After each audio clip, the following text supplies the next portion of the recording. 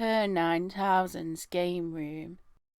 The Combatribes started off as an arcade game which came out in 1990. It was a beat-em-up of the walk-along variety released by Technos Japan. A lot of you might not have heard of the Combatribes, but most of you are far more likely to have heard of Renegade and Double Dragon.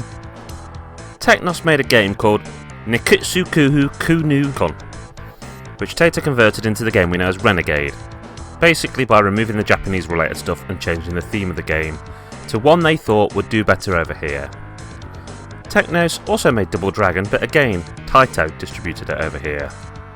The Combatribes has a lot in common with these games, but you get the feeling that Technos had looked at some of its competitors and picked up a trick or two from them.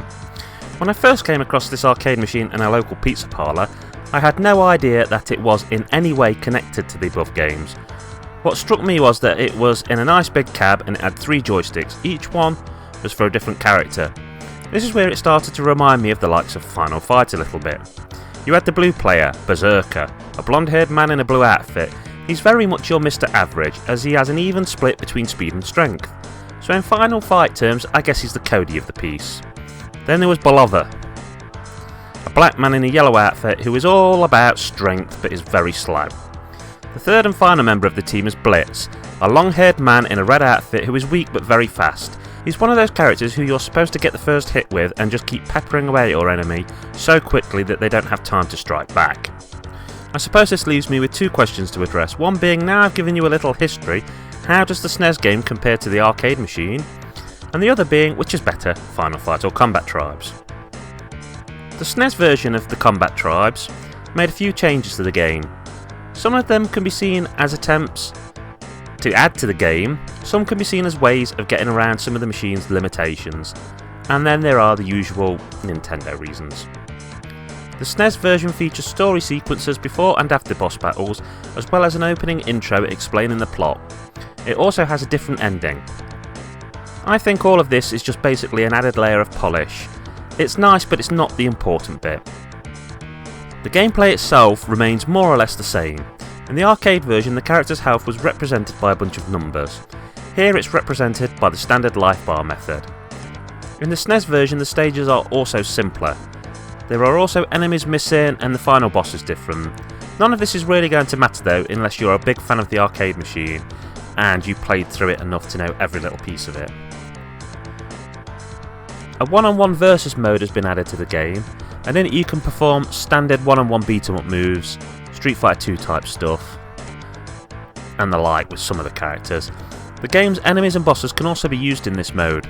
You'll gain passwords by playing the regular mode, which you input here to unlock more characters.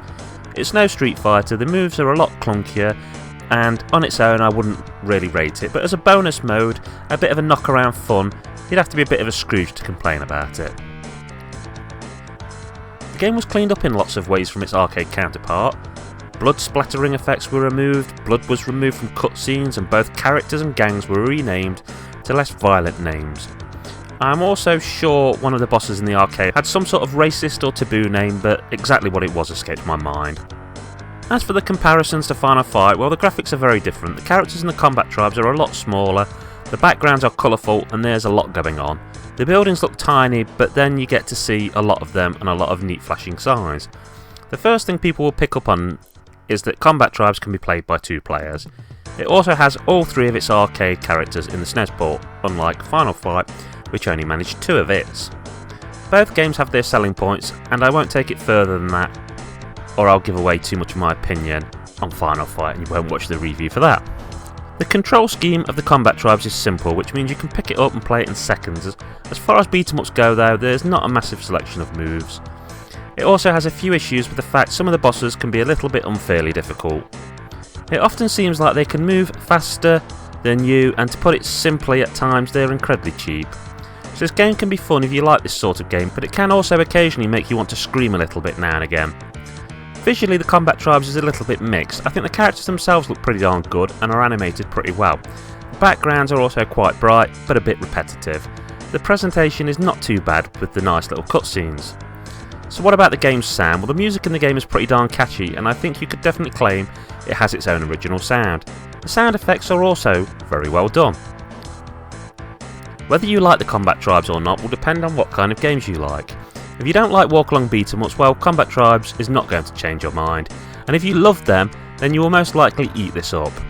If you can forgive a game a few flaws and you want to smash heads in with a buddy, then this game gets a reasonably hearty recommendation. There are far better walk-along beat-em-ups on the system, but there are also a heck of a lot worse games. I wouldn't recommend this as the first and most important beat-em-up to grab, but if you're looking for one you haven't tried before and you can find this at a good price, I'd give it a bash. I'd score it 6 out of 10. If my memory is correct, reviewers back in the day were a lot harsher, some scored it as low as 30%. I think the highest I remember seeing it get was 65%.